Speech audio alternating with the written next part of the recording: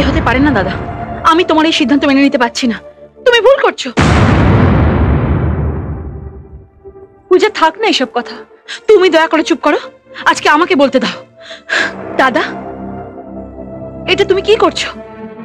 একজন অপরিচিত মেয়েকে বিয়ে করার জন্য তুমি হুট করে কথা দিয়েলে, আর যে মেয়েটা দিনের পর দিন স্বপ্ন সাজিয়ে তোমাকে স্বামী হিসাবে মেনে নিয়ে এ বাড়িতে আমাদের সঙ্গে রয়ে গেছে, তার কথা তুমি একবারও ভাবলে না? পূজা, ভাগ্নে নিজের মনের ইচ্ছেতে এই বিয়েতে রাজি হয়নি। আসলে অবস্থা এমন হয়ে আছে, রাজি না হয়ে অন্য কোনো উপায়ও নেই। আর এই মেয়েটার অবস্থা কি হবে? কে বিয়ে করবে ওকে? কি নিয়ে থাকবে ও? পূজা, পূজা তুমি চুপ করো। তোমার দাদা যা করেছেন সবার ভালোর জন্যই করেছেন। ভালো, খুব ভালো। সবাই হাততালি দেবে, সবাই ধন্য ধন্য করবে, সম্মান বাড়বে দাদার। সবাই বলবে কি ত্যাগ, দাদা বোনকে সুখী করবার জন্য নিজের ভালোবাসাকে বলিদান দিয়েছে। কিন্তু কেউ কি একবার ভেবে দেখেছে এর জন্য আরো একটা মেয়ে মরতে চলেছে? পূজা, পূজা, এই বিয়েটা বন্ধ হয়ে গেলে রূপা আত্মহত্যা করবে। বারবার কেন ওর কথা ভাবছো? তোমরা বৌদির কথা ভাবছো না কেন? ওরও তো একটা জীবন আছে, স্বাদ আলাদা আছে, সংসারের স্বপ্ন আছে। ওকে আমি আমার বৌদি বলেই জানি। আজ দাদা আরেকজনকে কথা দিয়েছে বিয়ে করবে বলে, কিন্তু তাকে আমি কিছুতেই বৌদি বলে মেনে নিতে পারবো না।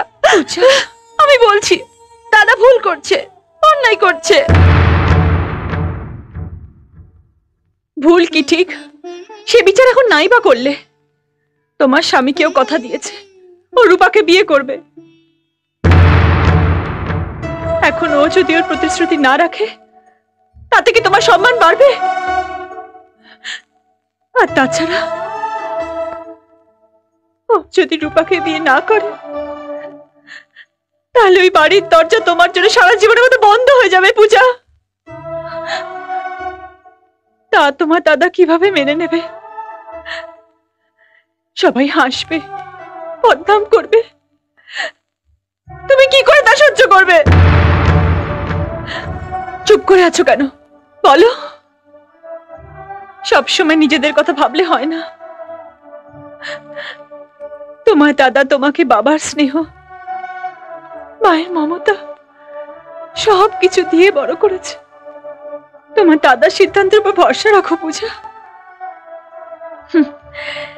সবই ভাগ্যের খেলা, বিধির লিখন। আজ যদি রূপার সাথে ওর বিয়ে লেখা থাকে তাহলে তা কেউ খণ্ডাতে পারবে না, কেউ নয় পূজা।